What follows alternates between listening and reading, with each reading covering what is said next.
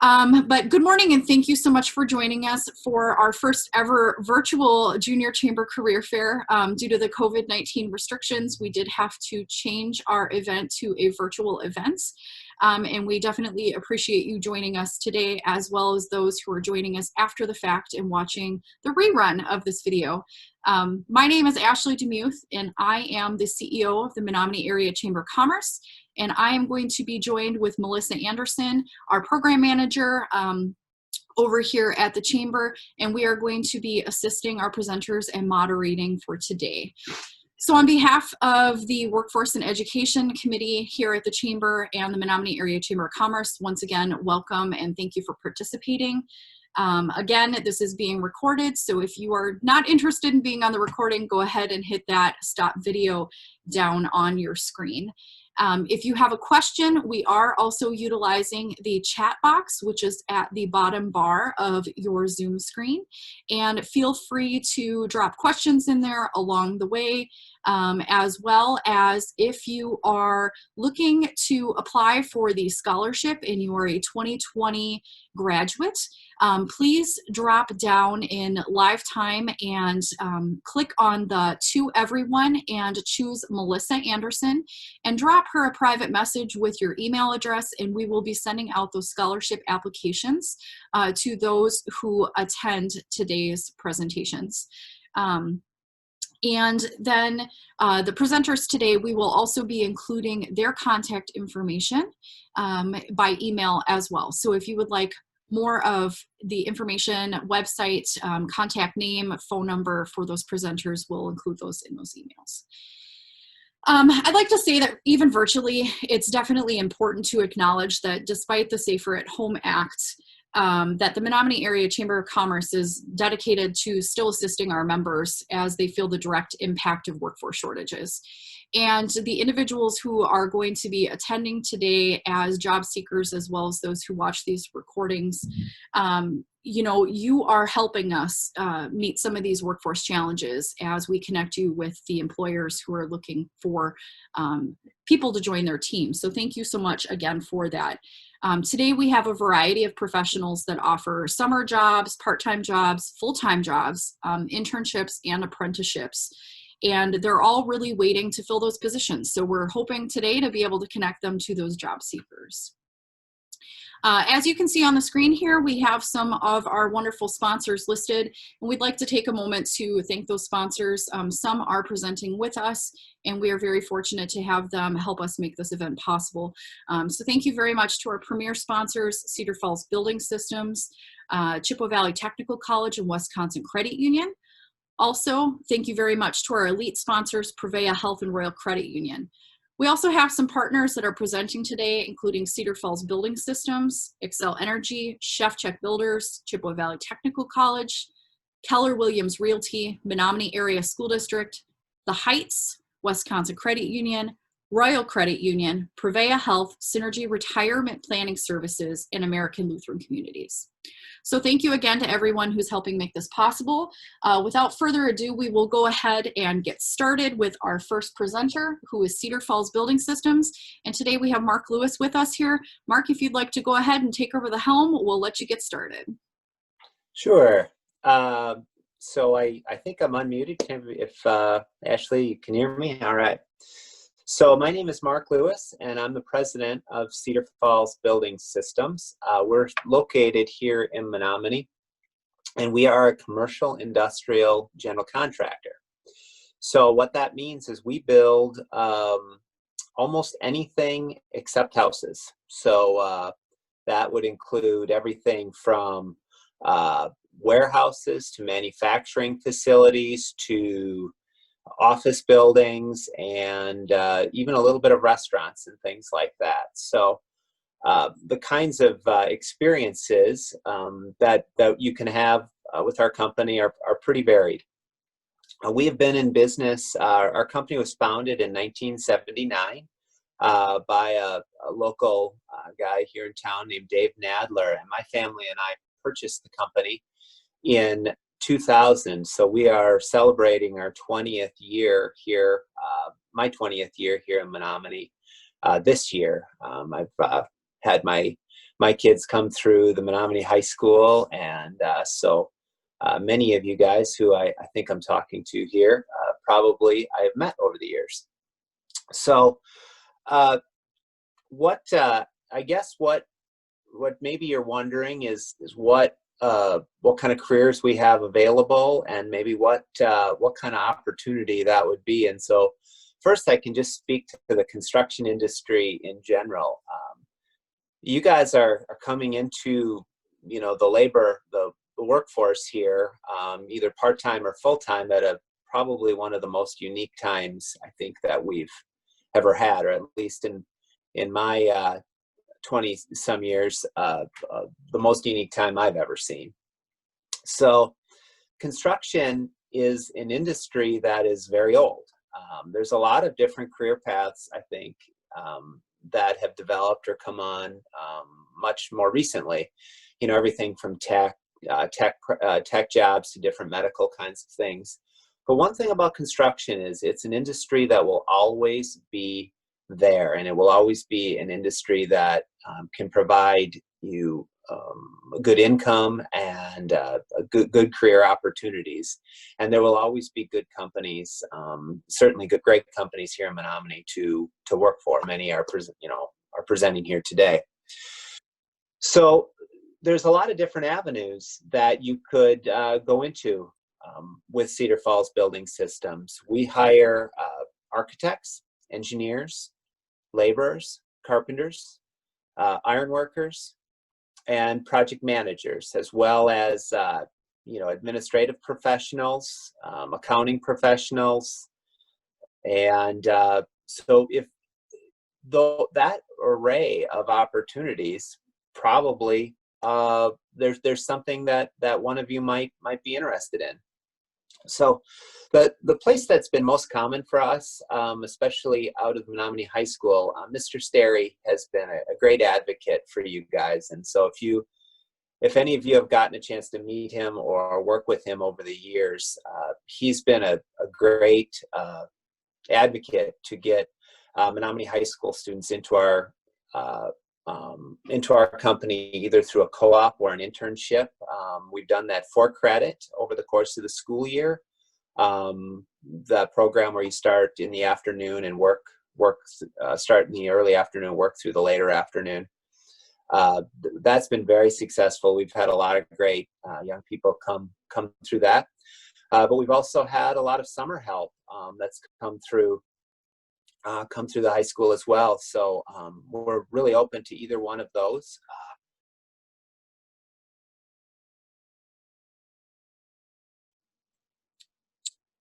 Sorry about that. I had a call come through my cell phone there. So the opportunities, though, have really been most successful, I think, through summer help and through Mr. Sterry's program. So if you're interested in either of those, please contact me for those. But most commonly, it's been field help. That it would be working as a carpenter, learning the trades of handling metal, running equipment sometimes, depending on age. Certainly all kinds of carpentry, steel stud and wood stud construction.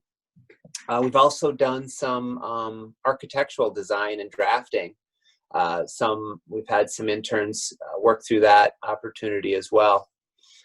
So some of the kinds of things that might be of interest, we like to build big structures. That would be big open steel structures that are pretty exciting to bolt together. And some of the projects you might be familiar with, we're currently building a building here in Menominee for a company called Choice Commercial, which is about 100,000 square foot structure. So that's out in the industrial park if you drive past that or can get past that. But I guess I would, as we finish up here after all the presenters go through, some specific questions about an area of interest you might have. We probably have an opening for you. what I'm mostly looking for is people who want to learn and who have an interest in building things, seeing our community grow. And, you know, I've talked a fair bit about, I think, internships and things like that, but we're also looking for full-time folks. And construction has become, especially over the last few years, one of the most solid opportunities in our area for long-term careers. And in that case, you know, it takes a few things to make a career. It takes good pay, it takes health insurance, retirement, and paid time off, all of which are things that we offer as an employer. So as you're searching for what you want to do, especially if it's long-term employment, you know, take those things into consideration and make sure that you're finding a company that offers you those things. So that's what I prepared for you. Ashley, if I don't know if you want to do questions right now or later. Mark, I'll start out with one question. We will do a general question and answer after Xcel and Shefchik present as well. But one of the questions that I do have from an entry position into Cedar Falls Building Systems, are there any education requirements, or do you offer a broad spectrum of entry-level positions as well? So we do. Depending on the position, for, say, construction management and things like that, we look for a 4-year degree, typically out of Stout. They're one of our most common, they're who supplies with most of our construction management professionals. Otherwise, many of our leaders in the field have come out of CVTC with a either a wood techniques degree, or there's a couple of other things that a couple of other avenues through CVTC we've hired. For architecture and design, that's come out of a couple of different 4-year schools, as well as the drafting program out of Chippewa Valley Tech. For a field position, we look for a high school degree, a high school diploma, and a driver's license. So those are the two primary drivers for an entry-level field position. Perfect. Thank you so much for that information.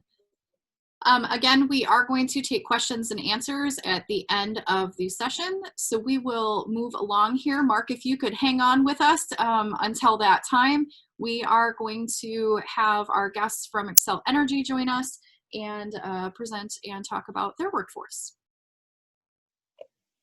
Bob, Tim?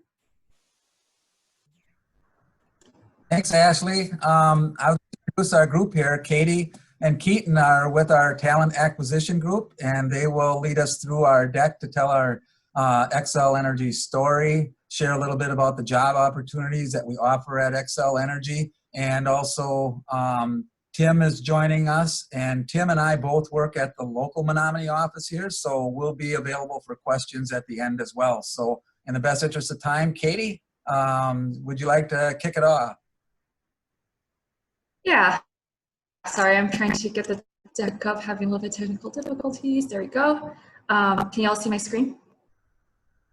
Okay, perfect. Okay, so I thought we can start off with just a quick introduction of everybody who is on from Xcel Energy. So my name is Katie Huan. I'm a talent acquisition of Xcel Energy. I've been with the company for about 5 years. And Keaton, do you want to introduce yourself? Sure. My name is Keaton Irons. I am also in talent acquisition. I've been with Xcel Energy for coming up on 2 years here, and I focus on our operations positions across the company. Tim? Yep, my name's Tim Bartels with Xcel Energy. I've been with the company for just over 10 years. My primary focus is on energy conservation and efficiency and helping our customers leverage both state and local resources.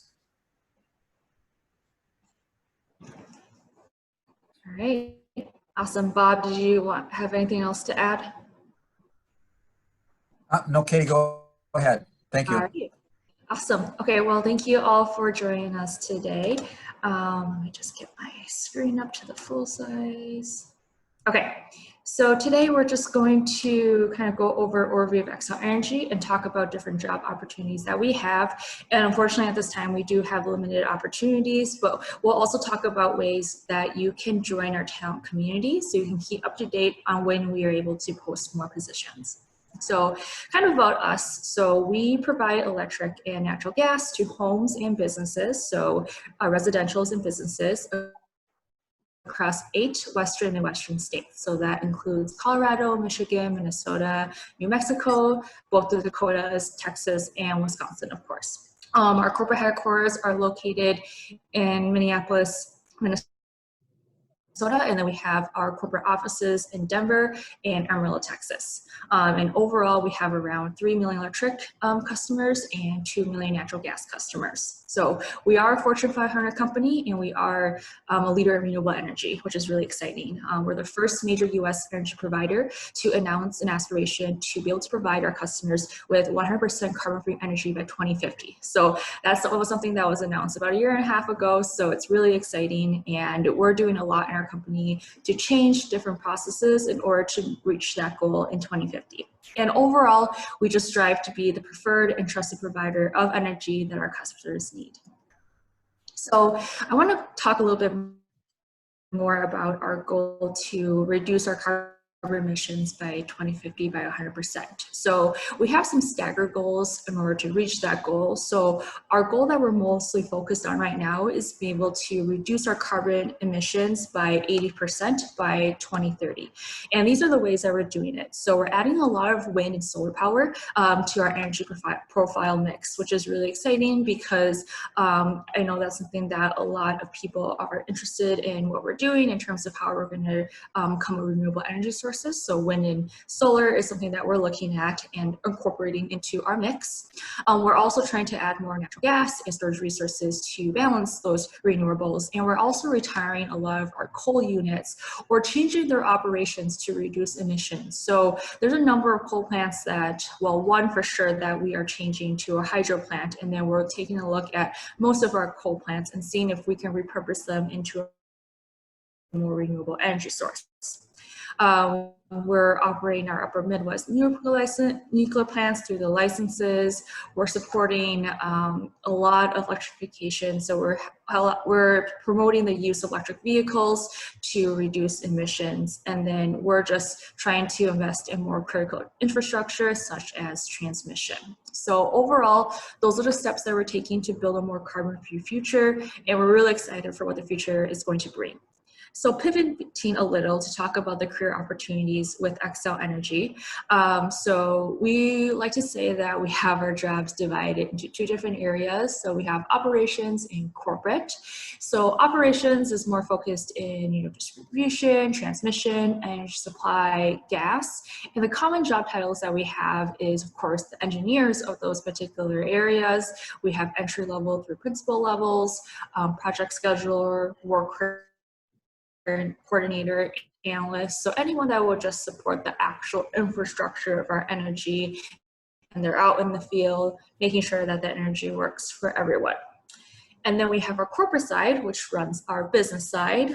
So that includes finance, human resources, legal, and marketing. Of course, marketing is becoming really big right now because we want to make sure we are marketing our goal of reducing carbon emissions to our customers, both on the residential side and on the business side. And the common job titles associated with those roles is accountant, HR generalist, paralegal, communication consultants, and then workforce relations to help out with our unions. But we also just want to talk more in depth about our electric lineman positions, and I'll let Keaton take that over. Perfect, thank you. So under the umbrella of operations, we're going to have a lot of these types of field workers. Usually they're going to be apprenticeship style positions like our linemen. So under linemen, we have distribution and transmission linemen. The distribution linemen are going to be the ones who are building and maintaining our power lines that you see like in your alleyway, the smaller ones that you see in city limits. And then we also have transmission line workers. Those are going to be the ones who are kind of focusing on those huge lines you'll see out while you're driving down the highway. And so there's the differences between those. And so there are some different requirements based on where you're applying to. Some will require different types of testing. Some will require a CDL. Right off the top, you've got to have a CDL to be qualified. Some will have a little bit more flexibility depending on the position. And so our common job titles that you'll see on our website, they'll be listed as distribution lineman apprentice, transmission lineman apprentice, groundman. You might see some temporary positions. And those are some great ways to get your foot in the door at the company and learn a really, really rewarding career in that trade.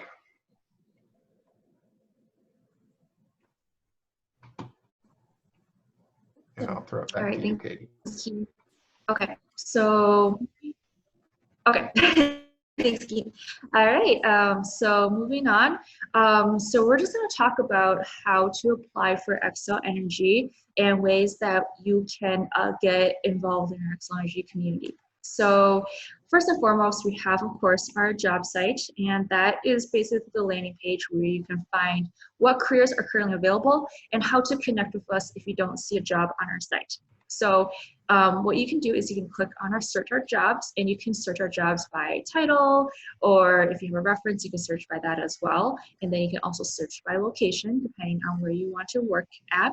And then it'll just pull up the available jobs that we have right now. So let's just say that if you're not able to find a job right now, or sorry, if you're able to find a job, you can click on the job title, and then you can go ahead and click on apply now, and it'll take you to our application where you can fill out and apply for a job. And just some quick tips when you do apply for a job. So we really recommend that you carefully read the job description and requirements. All of our jobs have pre-screening questions on our applications, so make sure you answer the pre-screening questions fully. We do read them. We do actually use that to really determine who we're going to move forward to the hiring leader for their review. So please avoid see resume responses, and of course avoid grammatical errors. And then when it comes to the resume, we really recommend that you upload the resume in a PDF format, because sometimes if you just upload it in a Word document, the format can get messed up if it's in our system. So we always recommend that you save your resume as a PDF and then upload it that way. So let's just say that you look through our jobs and you don't see what you're looking for. So job postings can change by hour-to-hour basis. We always have new jobs that are being approved and posted, and of course, like I mentioned before, as of right now, what's going on, but we're hoping to pick that up, depending on how the situation unfolds. But if you don't see where you're looking for, you're able to click on this Connect with Us button, and it'll take you to our talent community page. And that's where you can create a profile and upload your resume, and then set up job alerts. So you can actually indicate what jobs you're interested in. So once we do post a job within that area, they will send you an email so you can apply for it right away. Once you connect with us, you will also be basically put in our candidate database. So we're able to search for you based on your skills and qualifications, and maybe even directly reach out to you for jobs. And then of course you can continuously update your profile as you get more experience or certifications underneath your belt. So that's pretty much all we have from Xcel Energy's side. Are we going to be taking any questions specifically for Xcel Energy, or are we just going to open up for questions overall? I didn't have any specific on our end. However, we could wait until the general question and answer. Thank you so much for that presentation. And Xcel Energy has locations. How many locations do you have regional? Do you know offhand? Regional? In terms of work locations? Yes. I don't have the exact number of all of our facilities, but we do have a number of facilities in Wisconsin. And obviously, Ashley, we have about 13 service centers actually located throughout Wisconsin. Typically where our linemen, our design construction staff, and our gas responders are located. great. Thank you for answering that question.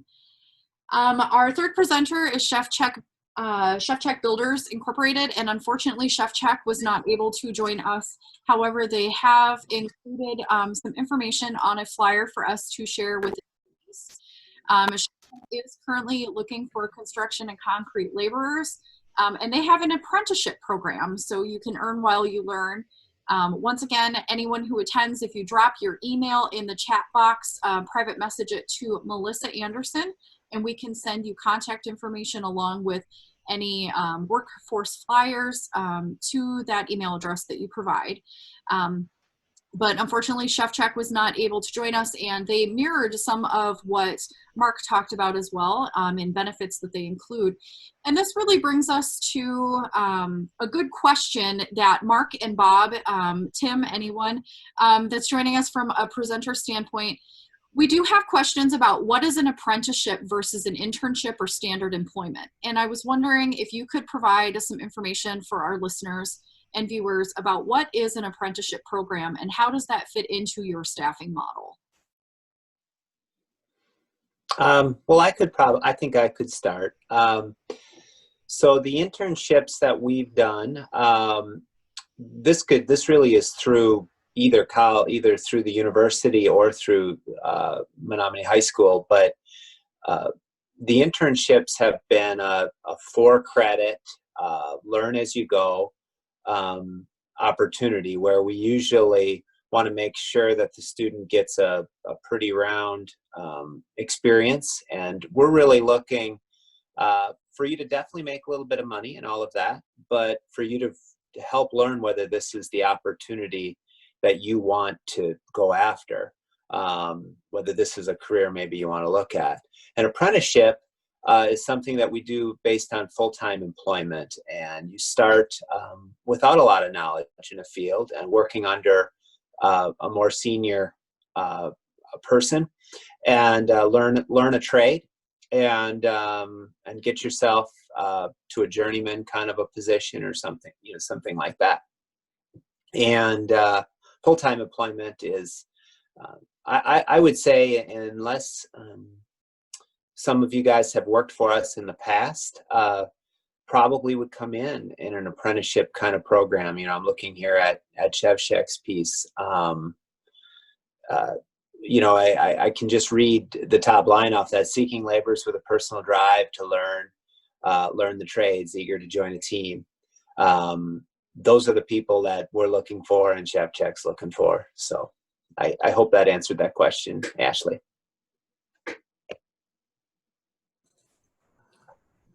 Keaton, would you want to explain about Xcel Energy, a little bit about the apprentice journey to a journeyman journey for a lineman? Sure, absolutely. So generally speaking, you will start out as a first-year apprentice, whether it's in distribution or transmission. And so typically, I think for most of our regions, it's a 4-year program. So there's going to be 4 steps. Some will have it worded a little differently. But it'll be first, second, third, fourth year. And so each year, whenever you advance to the next step, typically you will complete some sort of test before you move on to that next step. And once you get done with the program, so after 4 years, you'll take your journeyman test. And so that's whenever you get promoted to the journeyman level. And really from then on, you pretty much start to become the teacher and kind of the head guy on that particular department. So usually that's what it looks like in our areas. Thanks, Keaton. I'd just like to add, last year, Ashley, when we were all meeting face-to-face in the high school, a number of questions that came to our booth was, how do I get a job as a lineman at Xcel Energy? And unfortunately, the technical school classes were always filled. Most of those kids, those graduates that are graduating from high school, have a waiting list to get into some of the lineman training at our technical schools. The good news is that most of those students are hired before they graduate, whether they're gas welders or whether they're line workers. There's a job out there waiting for them if they go to school. The thing is if they can't get in that first year, one of our recommendations was to go to school, take general classes, get your foot in the door so you can get in line. Don't sit out a year. Take that opportunity to get in line. So just wanted to pass that on. Thank you all. Definitely appreciate that. I know that right now with COVID-19 and the COVID-19 crisis that we're facing, workforce, we're seeing people still hiring. What is your immediate job outlook as well as your future outlook in terms of trends? And do you see there be an escalation in hiring for your specific trade positions? Well, I can start there. We are hiring. We're hiring in particular field positions. But I can also say that we've been hiring fairly steadily since probably 2010. So right now, our outlook for work is quite positive.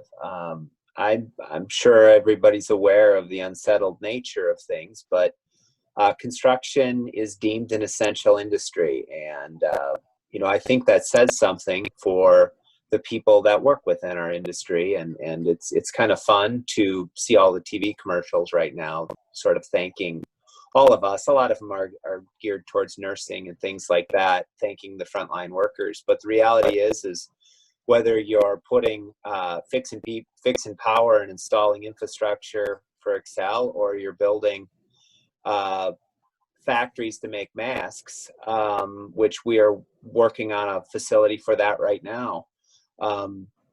Those needs for our services and people to do that work is not going anywhere. The demand for commercial and industrial construction is as high as it ever has been, and we are hiring now, and we'll continue to.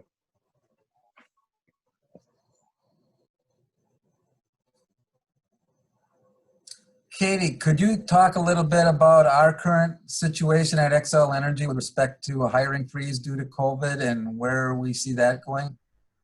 Yeah, sorry, my computer's freezing a little bit.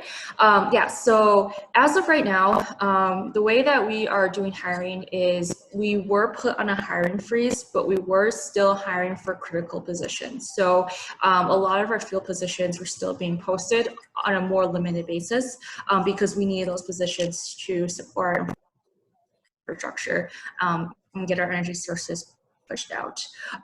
So how our outlook looks really depends on how the COVID situation unfolds. As of right now, it seems like in certain states, we're reaching the curve and the flattening, so we might be able to post more positions, but honestly, it really just depends on how the situation unfolds. But I would say in terms of if you're looking for a field position, like a journeyman lineman position, or just something out in the field supporting our energy sources, those positions will still be posted on a limited basis, and the positions that we have available are available on our website as referenced before.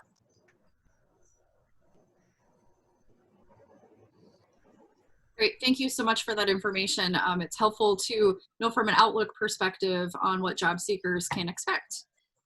One of the other questions that we have received is about culture and values of the workplace. And obviously, in today's workplace, it's not just about finding a job that fits for you and pays and benefits. It's also about finding a workplace that fits your culture and your values. And I know that both Xcel and Cedar Falls Building Systems, you're both very active in the community and that you're supportive. Can you talk with us a little bit about the culture and the values of your workplace?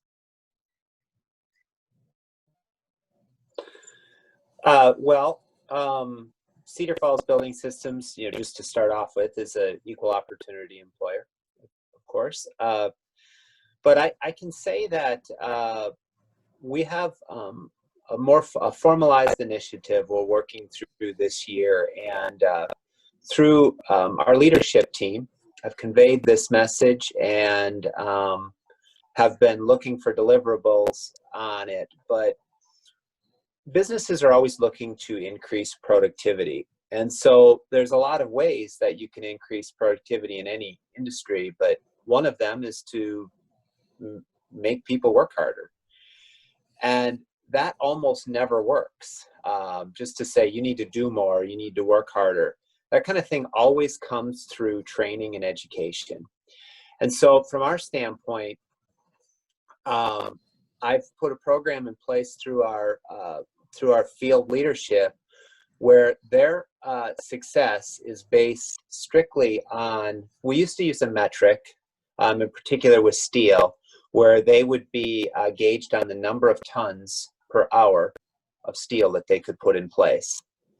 And we've changed that to be, and this is harder to quantify, that's why you use metrics like that, but how are people being trained, and how are we doing to increase productivity through training and through knowledge?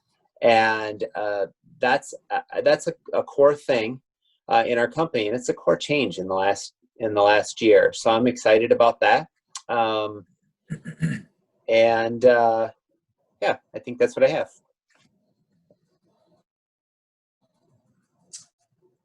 Well, Ashley, that's a great question. I'll let the rest of the team speak up as well behind my few comments about diversity and culture and inclusion.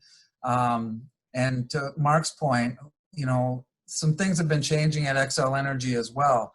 Our CEO, Ben Folk, had just made an announcement yesterday to all the employees that, you know, he's going to be the chairman of Edison Electric Institute, which is the global organization for all the utilities in the country. And his mission originally was to try to pass along the lessons learned that we've realized for a clean energy future. And so he was hoping to transform the entire industry, and that was going to be his #1 priority. But given the situations that we've had recently, he's also wanted to make his #2 priority to improve the diversity and inclusion of all of our utility industries across the country. And Xcel's been a leader in that area. We have been recognized by a number of awards. And I think our basic culture has always been, I've been with the company for 39 years, is that the health of our company is only as strong as our communities. So if we're not investing in our communities, that could have a direct impact to the health of our company. So we've always been engaged with our communities. You know, one of the examples through COVID has been, we just recently sold our Mankato natural gas generation plant. And the proceeds of that plant, $20 million, the company has dedicated that to our foundation giving program for the COVID response. And so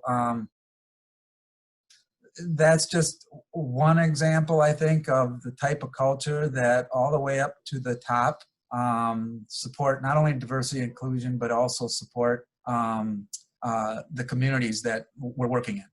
Tim, I don't know, or Keaton, Katie, do you want to share anything else from a corporate level?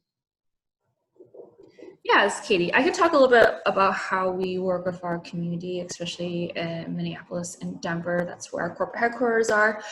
So we are reaching out to different workforce centers and different schools in the city to start partnerships with them to really help them out and see if we can hire directly from them. So like Bob said before, we are really invested in our community because we want to make sure our community is strong and healthy in order to keep the health of our company. So we do a lot of outreach within our cities as well. Keaton, do you have anything to add to that? Not really. You know, we're the same way down here in Amarillo.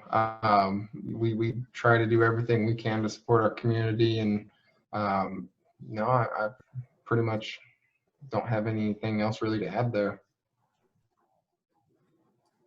Tim, I think you have some opportunities that you could share. I thought was really interesting. If you could just share briefly what your role is as a mid-marketing rep, typically how your key responsibility is to help our customers control their costs, and then just lately, what have you guys been doing to help through the COVID process with the small business customers? Could you enlighten us a little bit on that?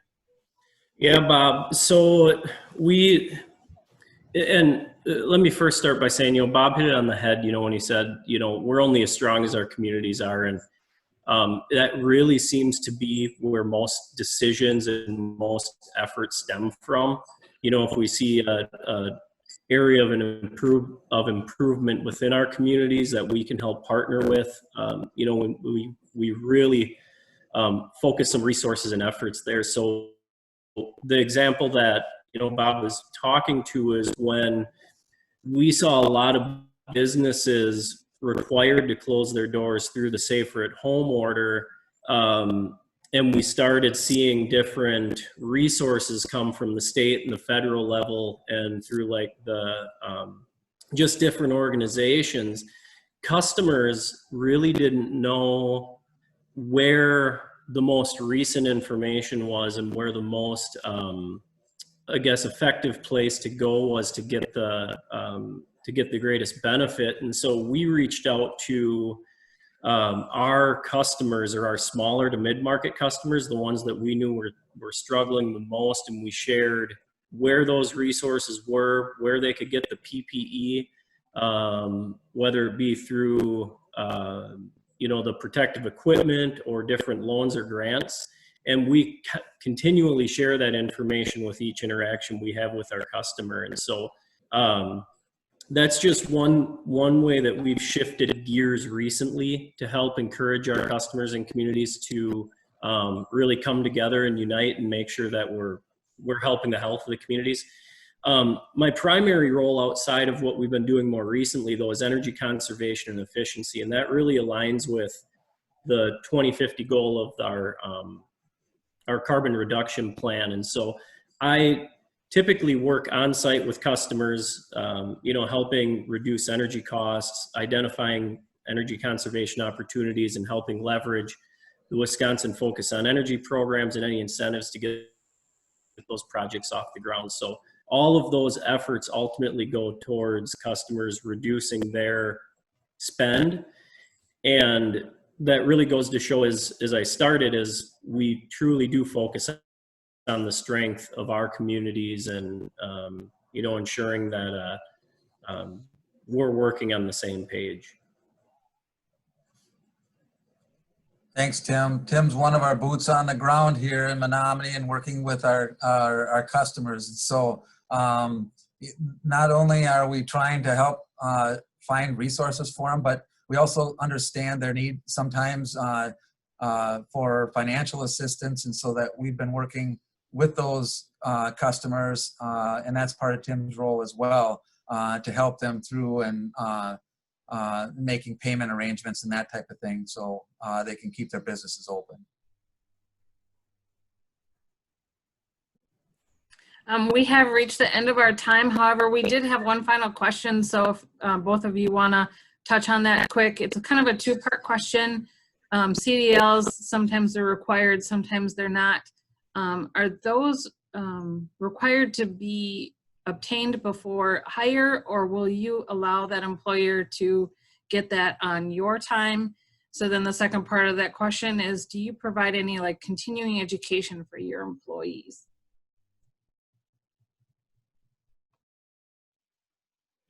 We don't require CDLs for our employees.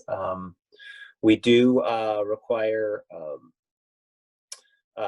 we have a whole number of continuing education opportunities depending on the exact field, but at the very lowest level, there's a significant amount of continuing education through safety training that we go through every year. So.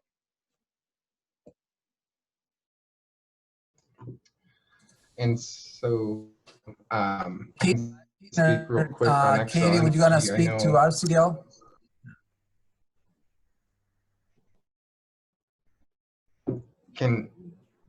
If you can hear me, I can talk real quick on our part. So for Xcel Energy, I know for our transmission roles, almost always you're going to have a CDL in hand at the time of applying. Now, sometimes, depending on the situation, our distribution roles are a little more lenient and may not require it right off the bat. And I know down in our Texas, New Mexico region, we do often help out with those folks. They can often use our trucks and kind of get their driving time that way.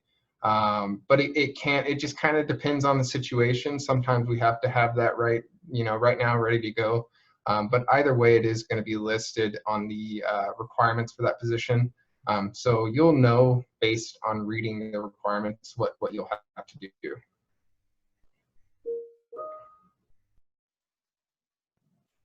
Thank you. And then there are a few participants. Are there any questions from the participants that are on this session?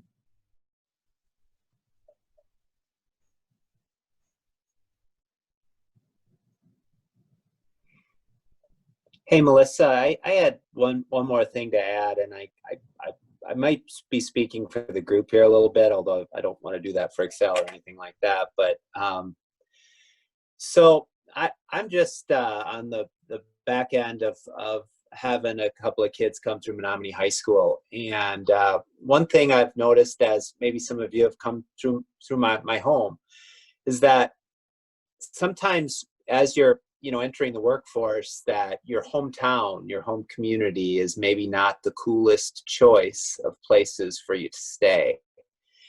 And I just want to express to you that Menominee is a great community, and this kind of coolness of whether you stay home or whether you leave or whatever, that whole thing fades really quick here.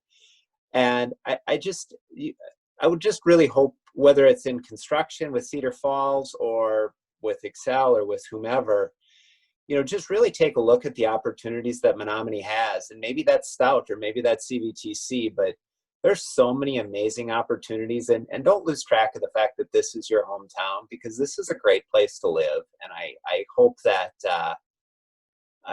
I hope you, I don't know if you can see me smiling a little bit with this, but I understand, and I've seen that, but don't look past Menominee. It's a great place.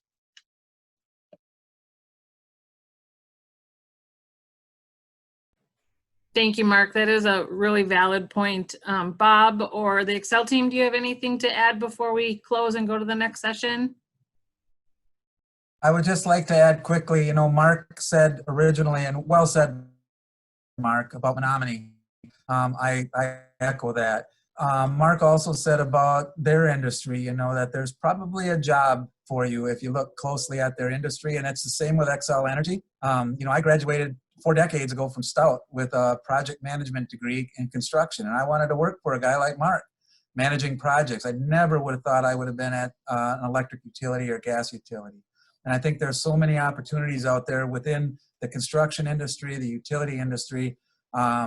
We even have weather people for forecasting the weather so that we know how much wind we're going to have to run our generation system. So there's a job out there in our industry for most folks if they're looking for a job. Yeah, thank you both for that sentiment. I think it really is a valid point, Mark, talking about don't write off Menominee if you are local and you're looking at even leaving the community for a while. Don't hesitate to check out what options are available to come back. Even if you choose to go to a school outside of the area, Menominee in the area is just a really great place to settle down and offers a lot of opportunity. And I know from a Chamber of Commerce standpoint, we have so many people come into our site and our visitor center and tell us how wonderful the community is from an outsider's perspective as well. If you are sticking around in the community, however, and you're joining us for one of today's 45-minute sessions, one of the 3 sessions, make sure that you drop your email in the chat box as a private message to Melissa. For Stout graduates, 2020 graduates from high school, there is a scholarship opportunity that if you are connected to a chamber member, there's instructions on the scholarship on how you can apply for that $1,000 scholarship, and we plan to award that in 2 weeks, so a very quick turnaround there. But if there are no additional questions, we are going to gear up for our next session. Thank you so much to Cedar Falls Building Systems, Mark Lewis, as well as Bob and the entire Xcel team. It was a pleasure to have you. And if you are joining us after the fact for the non-live recording, we will be sharing their contact information with you so you can get a hold of them and check out what options they have available. And I know that it's hard right now not meeting in person, but I'm sure that both of your organizations, your businesses would welcome a job shadowing or a tour or a meet for more information as soon as you can meet in person after COVID-19 restrictions have been lifted.